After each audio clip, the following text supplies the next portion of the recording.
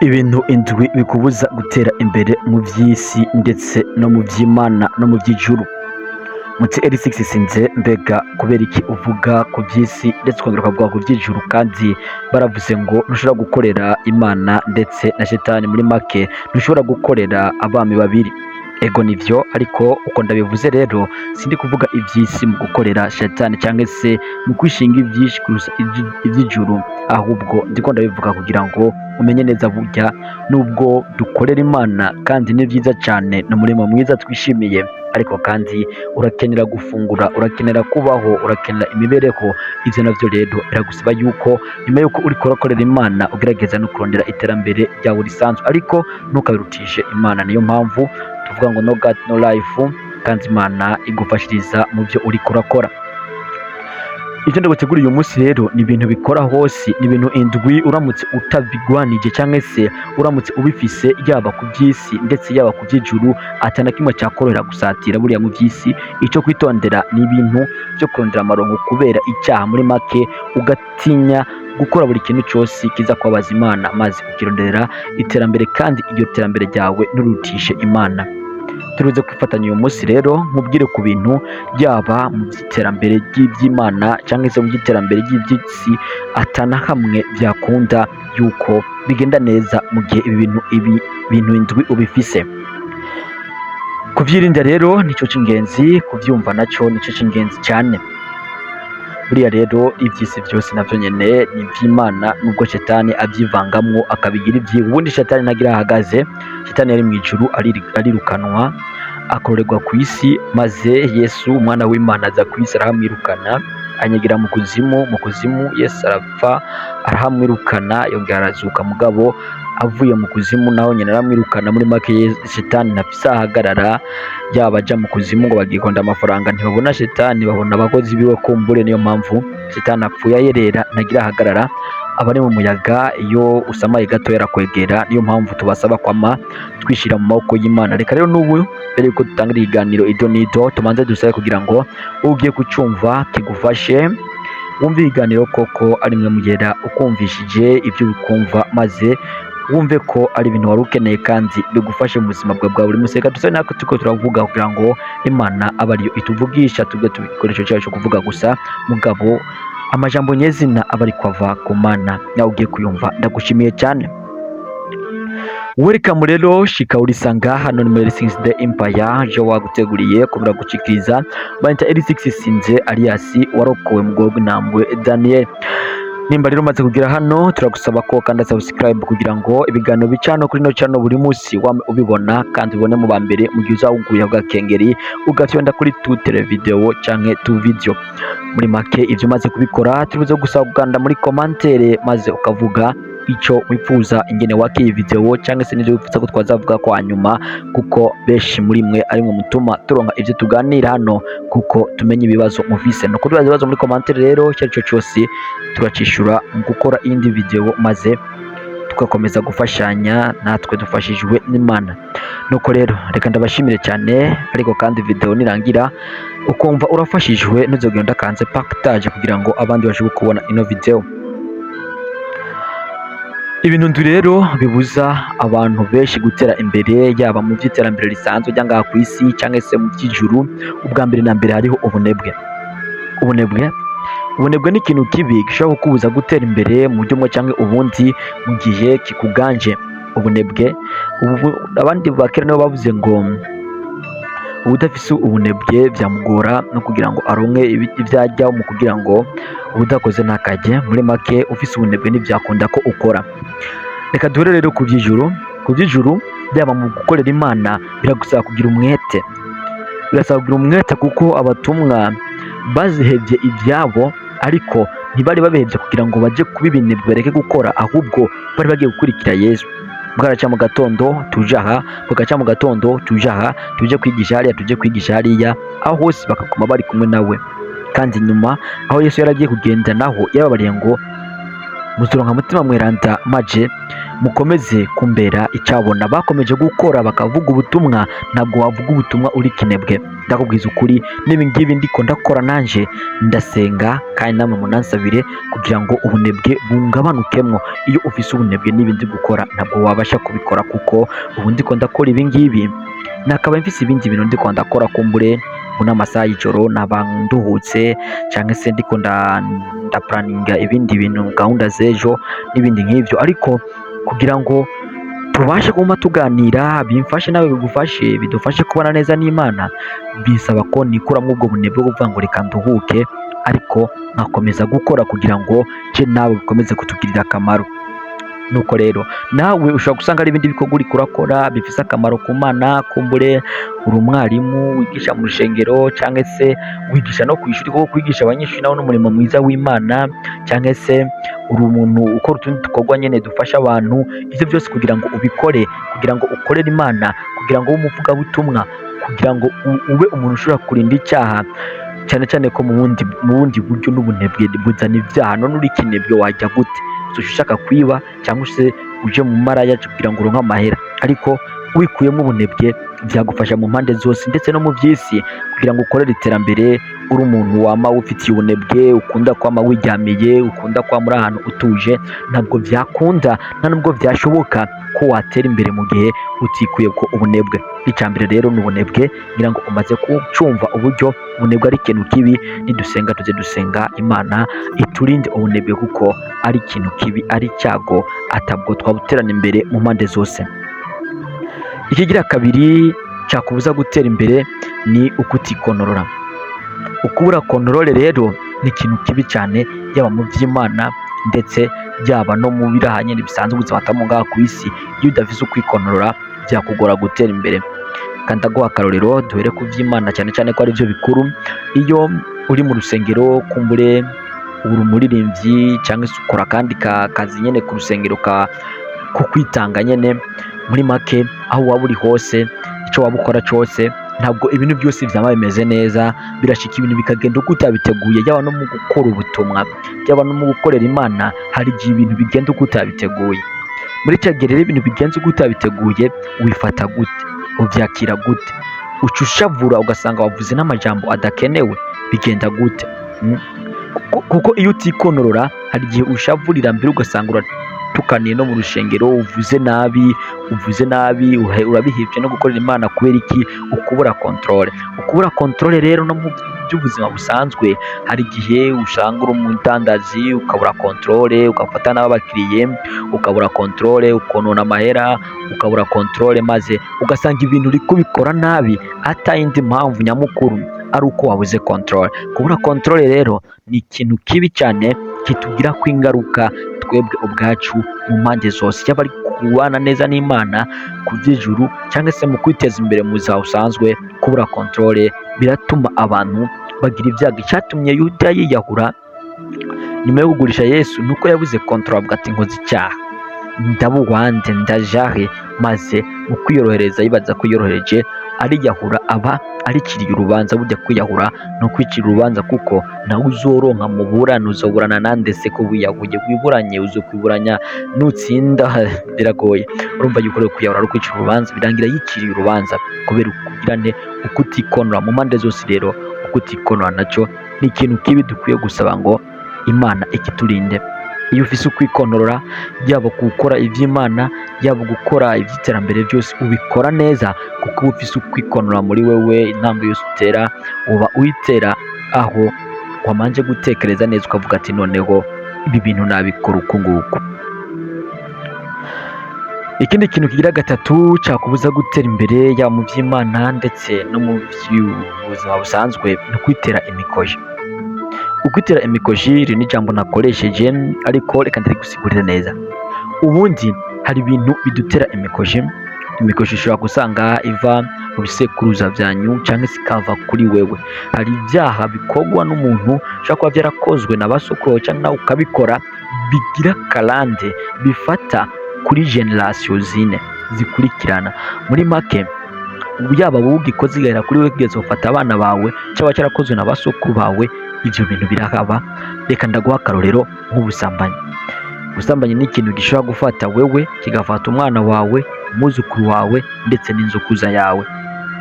Urumva yuko rero ibyo uramutse ubyitayemwo bishobora kuba byarakozwe na basokuru bawe, muri icyo gihe ukabifata nk'ibisanzwe ntubisengere kugira ngo izo karande zicike ntizigukurikirane, ugasanga ubifashe n'ibisanzwe, yaba mu by'Imana yaba mu by'iterambere risanzwe, hose bikakunanira kuko nk'icyo ni ikintu utagite mu gikoze mu by'ijuru uba ukosheje, kandi no mu by'iterambere risanzwe uba ukosheje kuko na sosiyete ntibyemera, kandi no kuba sosiyete itabyemera nawe birakugirako ingaruka. Abantu benshi barihenda mu kuvuga ngo iyo umuntu agiye mu bumaraya ngo aca ahomba, iterambere ntirikunda, ngo kumbure ngo ni uko amahera ngo acaguma ngo ayaha abakobwa ngo cyangwa se abagore. Ibyo birashoboka, ariko ibyo ntabwo aribyo byahombye umuntu. Umuntu ahomba gute? Umuntu ahomba kuko yandura imikoshi, kuko neza na neza iyo uryamanye n'umuntu uba wigize umwe nawe. Za karande zo mu muryango w'iwabo, za karande zawe yaba izo mu muryango w'iwanyu n'izo mwanduriye aho hose, muba mubifatanije ari ubwoko butatu bikajya hamwe. Izo rero ntabwo waziterana imbere, niyo mpamvu ari ikintu cyo kwitondera ukwitera imikoshi mu buryo nk'ubwo, yaba kujya mu bapfumu ukifatanya n'imikorere ya shetani ugahakana Imana, yaba gukora ibindi bintu byose by'ibitera soni, ukwikinisha, ukuraba amaporunogarafi, kugira n'ibindi nk'ibyo. Ibyo byose ni ibintu ubigiyemo uba usa nkaho uri ko witera imikoshi ubwawe, yaba mu iterambere risanzwe ryo mu buzima bwa none, yaba no mu kubana n'Imana, kikazibirira hamwe, kikakubuza gutera imbere mu mpande zose, kigasa nkaho gifashe amaboko yose. Mu by'Imana ntugiyeyo, no mu by'iterambere ry'isi ntugiye, ahubwo aho ugiye urigiriye kwa shoferi gusa, niho uri kuragana kuko ari we ariko araguhamagara aguhendahenda ngo ni byiza, ngo ni bisanzwe. Ubundi shatani atangura kwereka ko ibintu ari bisanzwe, buke buke buke ugakora iki ni bisanzwe, ejo ugakora ikindi ni bisanzwe, maze bikajya kurangira uri hahandi nawe uvuga ati mbega ibi bintu nike ndabikora cyangwa se n'ikindi kintu, ntabwo ari jewe, bimeze gute? Ubwo turi ku kintu kigira gatatu kikubuza gutera imbere, yaba mu by'isi ndetse no mu by'ijuru. Ubugira kane, ikintu gishobora kubuza gutera imbere mu by'isi ndetse no mu by'ijuru, ni kwa kundi umuntu adaha agaciro utuntu duto duto. Utuntu duto duto buriya ubundi imbere y'Imana no byose birangana. Ubundi niba duteye inkuru sinzi ko ariyo nuko ari ikinyoma, ngo habaye igihe mu rusengero habaye induru mu madini, naraza hari abantu ko hatabura utuntu abantu bapfa, maze hamaze kuba izo nduru barashwana, maze bituma abo bantu kumbure bagirizwa icyaha, mu rusengero haza huzura amaraso. Hamaze kuzura amaraso rero barasenga ngo ayo maraso ngo ahinduka inyama, ngo maze ngo aba bantu rero bavuga bati reka dutimbe turabe zijya nyama ino bwoko ki. Kumbure Imana yari bavugiyemwo, barapima, batoye ya nyama, bafata urunyama runini barapima, rupima ibiro kanaka, maze bahimbuyemo kubiri rupima bya biro nyene, bongeye guhimburamo kubiri rupima bya biro nyene, kugeza no ku kantu gatoyi cyane atako kangana kupima nk'amamiligrama, bagashyize ko gapima bya biro muri make, uko cyaba kingana kose cyapima ikiro kimwe. Sinzi iyo nkuru aho yabereye, sinzi nuko ariyo, nuko ari estimation y'abantu bisanzwe, ariko icyo nzi coco nuko ifise icyo yigisha, yaba kuri wowe no kuri nje. Muri make hari ibintu dusuzugura, ngo jewe urumva ngo kuba natuka umuntu n'ibintu bisanzwe, ngo jewe ngo kuba navuga nabi cyangwa se nakora aka kantu ngo none ngo ndabikoze rimwe ngo hari ikibazo. Ugasanga n'utuntu dufata nk'utuntu duto duto, mugabe imbere y'Imana atari ko biri. Imbere y'Imana ari ikintu gikomeye, imbere y'Imana ari icyaha. Ngira ngo urabyumvise muri iyo nkuru, buri kantu kose ngo wasanga kanganya ikiro na kagenzi kako, nubwo byaba bisumbanye uko biboneka mu bw'uburemere bikaba birangana. Hari abantu rero bava ngo je nubwo ndoga ngo byibuze ndajya gusenga, akumva umenga ntacyo bitwaye, ngo je nubwo ndi umusambanyi ngo byibuze ndirimba muri korale, akumva umenga ni ibintu bisanzwe. Utwufata nk'ibisanzwe nagenda kubwira ko bidasanzwe, ahubwo birakomeye. Utwo tuntu duto duto, aho turi ku by'ijuru no ku by'isi rero, yaba no mu iterambere risanzwe. Hari umuntu avuga ngo kuba nirariye mu kabari nkinywera inzoga amahera n'ibisanzwe nzoronka yandi, kuba nayiba umuntu ibihumbi 5 gusa, none byo mumariye iki wewe? Kuby'ivyo byibiki? Kuba nahaba ndamututse cyangwa se ndamuroze si ibintu bisanzwe. Urumva yuko ugasanga no mu iterambere risanzwe ry'ubuzima busanzwe utuntu duto duto turiko turakubuza kugira ico ugerako. Turi kuvuga ku tuntu duto duto abantu dufata nk'ibisanzwe ariko atari uko bisanzwe, tuza kubyara ikintu gikomeye. Ubundi buri kintu cyose gitanga urumenga kirasanzwe, ubwo kikaza kurangira ari ikintu gikomeye. Ubugira gatanu, nibaze ni ubugira gatanu. Okay, cya mbere, cya kabiri, cya gatatu, cya kane. Okay, ubugira gatanu, ukutigwanya. Twavuze imbaraga ziri mu kwigwanya, twavuze imbaraga ziri mu kwitsinda. Ukutigwanya rero muri make ugutsindwa nawe ubwawe, ugatsindwa na kamere, ugatsindwa no kwifuza, ugatsindwa n'irari, ntubashe kwigwanya ngo ibyo byose ubitsinde. Bigira ingaruka kuri wewe, bigira ingaruka mu mpande zose, yaba mu kubana n'Imana, yaba ndetse no mu iterambere risanzwe. Ukutitsinda ushobora gushika impande y'akabare ukavuga ati reka nigire kwinywera inzoga, ufise 10 ku mufuko. Ivyo 10 ubwa mbere na mbere ukabisoroza deja mu iterambere ryawe, hari ikintu uzoba wononye encore. Kuba uzoba unywa inzoga, uko uzoga umunywa inzoga hazogira igihe uboregwa uba ukoze icyaha. Kuboregwa n'icyaha buriya, kuboregwa ku rugero rwo hejuru, ku buryo utikonorora, ku buryo ugenda uvuga amajambo mabi, ku buryo noneho kuboregwa ni intandurwa z'ibyaha. Ngira ngo uravyibuka kuri ba Loti babakoresheje ibyaha ibyo batazi, babyarana n'abakobwa babo kubera baborewe. Ngira ngo uravyibuka yuko kuboregwa inzoga ari ikintu kibi cyane, ni ikintu kibi cyane. Iyo umaze kuboregwa ugatangura gutukana, ugatangura kuvuga nabi, ugatangura kwipfuza ubusambanyi, kenshi bikanarangira unabikoze, urumva yuko watangiye ari ibintu bito bito nk'uko twabibonye mu kanya, birangiye ari ikintu gikomeye. Kandi uko kutigwanya ngo uvuga ati ko byagenda kose uyu munsi ntabwo naja mu nzoga, reka ndavyihoze, bikarangira ugiye uza konona amahera, wonona iterambere ryawe. Ubwa kabiri ucumure no kumana muri makumva ko uba wizibiye hose mu by'iterambere no mu by'Imana. Cyane cyane rero icy'ingenzi cyane ni imbere y'Imana, icyo Imana yanka ntukaje uciyahuza unakijamo. Ubugira gatandatu ni ugucika intege. Uhuza amajambo ngo kubo twarindiriye Imana bavuga ngo iraje irihe, izuza ryari, n'ibindi nk'ibyo. Muri make abasenga bamaze kurambirwa ryo rya jambo ryavuga ngo abambere bazoba abanyuma. Muri make nimba wowe watanguye gusenga kera, ubu tuvugana ukaba urambiwe, ukaba ugiye kubiheba, ejo se wapfa. Ubundi ko bavuga ngo Imana izaza ryari, ntiyamba yaje.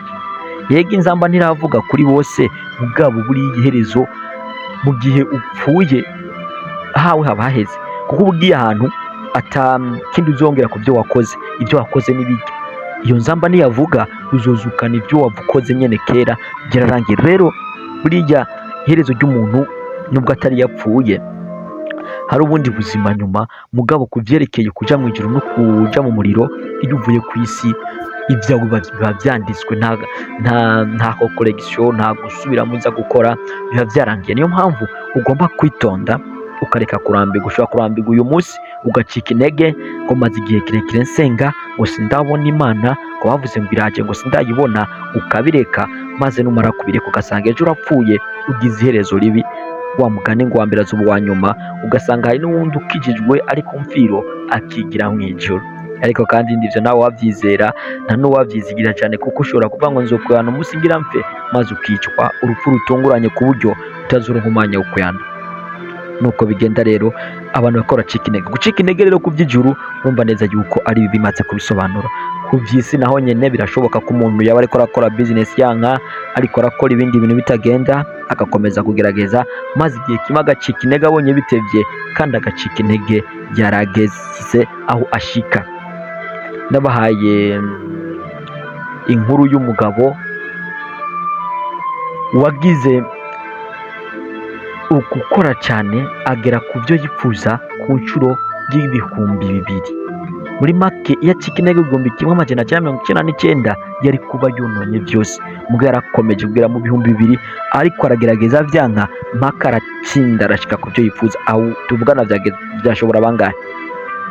byashobora bangahe? Biragoye. Ubu nanjye tuvugana nkora amavideo ntazi ngo aza kurebwa n'abande, ntazi ngo ni bangahe baza kuyikunda, aza gufasha abande, ariko nkizera yuko Imana yonyine ubwayo ariyo iri buze kuyashikiriza abo ibona ko bayikeneye. Nubwo nakora video ikarabwa n'umuntu umwe, uwo muntu umwe byibuze ikamufasha, biranezera kuri njye ntacyo babitwaye. Eko ntawe utokwifuza ko zirabwa n'abantu benshi, ariko mu gihe Imana ariko yabishimye ko iri buze kurabwa n'abantu bake, ntacyo twahindura. Iyo igombye kwirabwa na benshi, ntacyo twahindura, kuko ibyacu twabisize mu maboko y'Imana kugira ngo abe ariyo iyobora. Reka twihute cyane rero turabe ku cya nyuma, umururumba. Bisa n'ivyo ndiko navuga, icyandwiye cyo cya nyuma, ukwifuza ko ibintu biba byihuse. Kwifuza ko ibintu biba byihuse. Imana yasezeraniye yuko nzoronka amafaranga, none ko ntayaronka. Imana yasezeraniye ko nzogira urugo rwiza, none ko umugabo ariko arankoroga. Imana yasezeraniye yuko umwana wanje azokira, none ko adakira. Imana yanyemereye ibi n'ibi, kubera iki bitaba? Ukibagira yuko buri kintu cyose ari ku mwanya wacu. Abanyisirayeli bamaze imyaka myinshi 40 inarenga bari mu bugaragwa, bari mu rugendo, bamwe barapfa abandi barakura, mugabo isezerano ryayo ku isaha yaryo riragera. Kandi saho gusa, iryo sezerano ntabwo rihera ku rugendo rw'Abisirayeli, kuko ryahereye ku gusezeranirwa Aburahamu arapfa, arisezeraniwe. Isaka aba muri iryo sezerano ritarasohoka, arapfa, abyara abana Esawu ndetse na Yakobo. Yakobo aba ari we yiba umugisha wa mukuru we, aba ari we akomeza iryo sezerano, nawe nyine arinda apfa, asiga abana. Yakobo niwe yiswe Isirayeli. Ushobora gusanga utanazi n'inkomoko y'Abisirayeli. Inkomoko y'Abisirayeli ikomoka kuri Aburahamu. Aburahamu yabyaye Isaka, Isaka abyara Esawu ndetse na Yakobo. Esawu niwe yari mukuru, niwe yakaba yaratoranye byose, ariko Yakobo aja kugishwa inama na nyina, aba ari we yiba umugisha wa mukuru we, maze aba ari we aragwa byose. Aja kuri rya sezerano nawe nyine aribamwo, abyara abana 12, kuko we yagize n'abagore 2. Ni inkuru ndende y'ukuntu yagize abagore 2. Yagiye gukorera abagore, we yakoze imyaka 7. Abwiwe na se ukwe yuko yari yashimye umukobwa, ashima umukobwa agira 2, maze amukorera imyaka 7. Mugabo hageze kumuhabwa, bamuha mukuru we atabizi. Bukeye mu gatondo aravuga ati, mwankoreye ibiki? Maze baramubwira ati, ntibikunda ko umukobwa yarongorwa murumuna wa kiri hano, mukuru we umutoyi wamutwara mu mukuru waraho. Maze bisaka ko rero n'ubundi yatwaye abagore 2 bavukana. Abagore 2 bavukana rero nibo bakomotse ko Isirayeli, kuko uyu Yakobo igihe yari mu rugendo ariko arahunga, kuba yari amaze gukora amakosa, avuga ati Esawu azabangirira inzigo, ariko arahunga. Muri urwo rugendo niho yahuriye n'Imana, aragwana,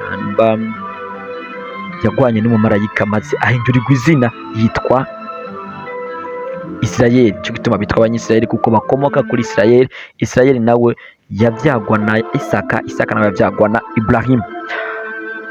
Nuko rero byagiye biragenda, nabo aba rero isezerano ryavuye kure. Ndakanda ukuntu isezerano ryavuye kure, ibintu byose rero ari ku mwanya wabyo, atakwihutisha ibintu. No mu buzima busanzwe rero, no mu iterambere ryawe, ushobora gusanga ko kuvuga ngo jewe ngo ibintu ko bitihuse, ngo wapi, ugasanga hari ikintu wifuza gukora, hari ikintu iterambere wifuza kugera ko, ugakumbura ko yaratevye gatoyi, kumbure ko bitarakunda, bitaracamwo, ugasanga umurumbura kurenze, uri kurapapa, ibindi ugasanga wavyononye.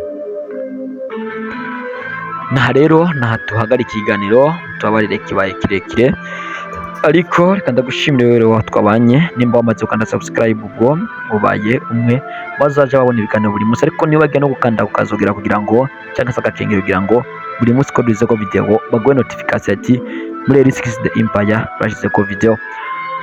Reka ukande yapa itaje twumvikana dutangira video kugira ngo abandi babone iki kiganiro. Nimba maze kubikora ndagushimiye cyane. Reka rero duhure mu biganiro bikurikira ya L6 Sinje, muvandimwe wanyu alias uwarokwa mugobo gunambwe Daniel.